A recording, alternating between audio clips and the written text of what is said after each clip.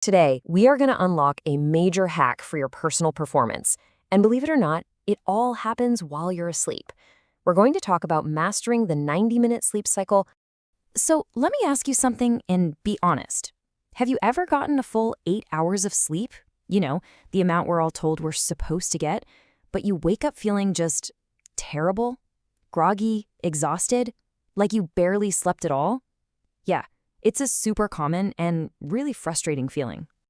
Well, here's the big idea that's going to flip how you think about rest forever. It turns out the problem isn't really the number of hours you're in bed. It's all about the quality and the timing. You don't just need more sleep, you need smarter sleep. You need better cycles. So let's just dive right in and tackle this head on. We're going to debunk the 8-hour sleep myth. For literally decades, it's been preached as the gold standard, but the actual science tells a much different story. You know that foggy hit by a truck feeling you get some mornings? Well, that's a real thing. It's called sleep inertia. And it's not caused by getting too little sleep. It's caused by your alarm clock brutally waking you up in the middle of a deep stage of sleep. So the secret isn't how long you sleep. It's all about when you wake up.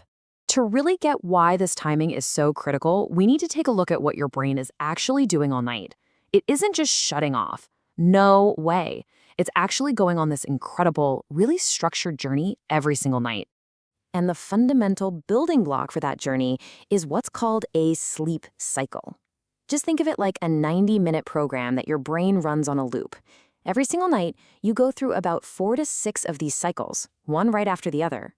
Now, each of these cycles has 2 main events, deep sleep and REM sleep.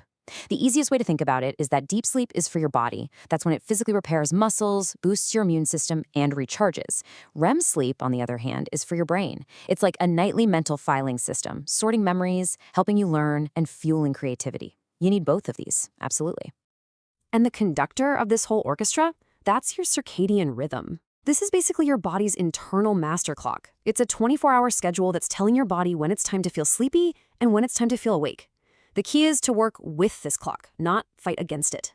So here's what that 90-minute journey looks like. You start by drifting into light sleep. Then you move into a deeper sleep. After that comes the really important part, deep sleep, for all that physical repair. And finally, you enter REM sleep for all that mental sorting. The cycle finishes right after REM, which, it turns out, is your lightest point of sleep and the absolute perfect time to wake up. Okay, so let's get to the heart of this strategy, the part you can actually use. We're talking about the 90-minute power cycle. This is where we turn all that science into a simple, powerful tool. 90. This is the magic number. 90 minutes. If you remember absolutely nothing else from this explainer, just remember this number. It's the average length of one full sleep cycle, and it is the key to waking up feeling fantastic.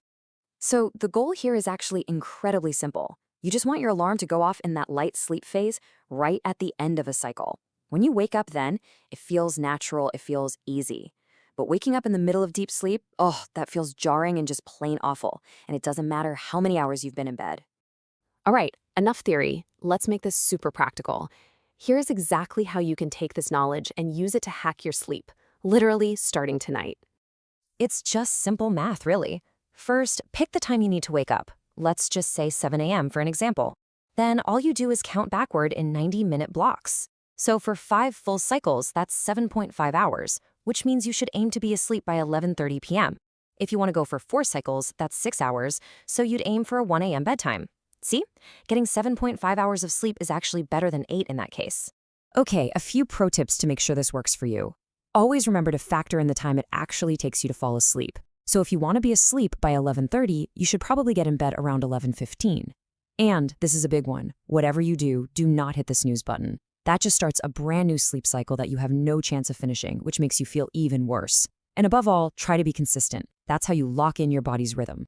Once you start applying this, you'll find it's about more than just feeling less tired.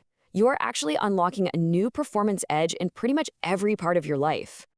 At the end of the day, high performance days, those days where you feel on top of the world, they don't happen by accident. They are built the night before with a smart approach that works with your body. It was never about sleeping more. It's about sleeping smarter. And that is the real takeaway here. This is so much more than just a little life hack. Mastering your sleep is like hitting a fundamental reset button for your energy, for your focus, and honestly, for your entire quality of life. So, I'll just leave you with this question to think about as you plan your sleep for tonight. Once you're no longer fighting that grogginess and fatigue every single morning, what are you going to accomplish with all that newfound energy and clarity?